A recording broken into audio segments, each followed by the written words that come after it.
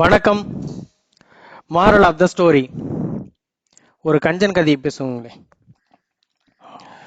ஊர் எறிஞ்ச கஞ்சன் மளிகை கடை வச்சிருக்காரு. சரிங்களா? அவர் என்ன பண்ணுவார், மளிகை கடை வச்சிருக்காரு. மளிகை கடையில் தான் பையனையும் வச்சிருக்காரு. ஸோ அவர் தினம் ஒரு கஞ்சித்தனத்தை போதிச்சிட்டு இருப்பார் பையனுக்கு. இதை இப்படி செய்யணும்டா, அதை அப்படி செய்யணும் அப்படின்ட்டு. ஓகே, பையனுக்கும் சரி நம்மளும் அப்பாவை எப்பயாச்சும் இம்ப்ரெஸ் பண்ணணும் அப்படின்றது ஆசை. ஓகே, நாட்கள் ஓடிட்டு இருக்கு. ஒரு நாள் இது மாதிரி மளிகை கடையில் மிளகு வாங்கிறதுக்கு ஒருத்தவங்க வந்திருக்காங்க. சரின்னு சொல்லிட்டு மிளகு கையில் அள்ளி போட்டு மிளகு விற்றான் அந்த பையன். விற்றுட்டு அந்த கையில் இப்போ அந்த மிளகோட காரம் இருக்கும் பார்த்தீங்களா, அதனால் என்ன பண்ணியிருக்கான், அந்த கையை கொஞ்சம் அது ஒரு பாத்திரத்தில் சுத்தமாக கழுவிட்டு அந்த தண்ணியை எடுத்துகிட்டு போய் வீட்டில் கொடுத்து அம்மாவை ரசம் வைக்க சொன்னான். அவங்க அம்மாவை ரசம் வச்சுட்டாங்க. ஓகே, மதியம் லஞ்சு போனாங்க, அவங்க சாப்பிட்டாங்க.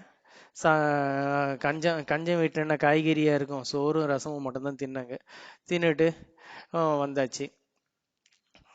ஸோ கடையில் ஆள் மாற்றி போய் சாப்பிட்டு வரணும். அதனால் அவங்க அப்பா போய் மகா கஞ்சன் போய் சாப்பிட்டு வந்தார். சாப்பிட்டு வந்தோடனே பையன் ரொம்ப ஆர்வமாக, அப்பா இன்னைக்கு ரசம் சாதம் சாப்பிட்டீங்களா? ஆமாம். அந்த ரசம் எப்படி வச்சு தெரியுமா, அந்த அந்த ரசத்துக்கு மிளகு எப்படி வந்தது தெரியுமா, இது மாதிரி உங்களுடைய பாடல்லாம் கேட்டு நான் இந்த முறை காலைல ஒருத்தங்க மிளகு வாங்க வந்தாங்க. அந்த மிளகு நான் என் கையால் அள்ளி போட்டேன். அந்த மிளகோட காரம் கையில் இருந்தது. அதை ஒரு சின்ன பாத்திரத்தில் தண்ணியில் அந்த கையை கழுவி அந்த தண்ணியை எடுத்து கொடுத்து தான் நாங்கள் ரசம் வச்சேன். எப்படி என்னுடைய டேலண்ட்டு அப்படின்னு ரொம்ப ஆர்வமாக சொன்னான். சொன்ன உடனே அந்த கஞ்சனுக்கு மிகுந்த கோபம். பலால்னு ஒரு அரைஞ்சாரு.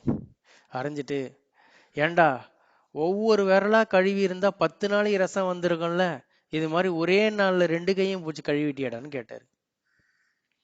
ஓகே, கஞ்சன் எப்பவுமே கஞ்சன் தான்.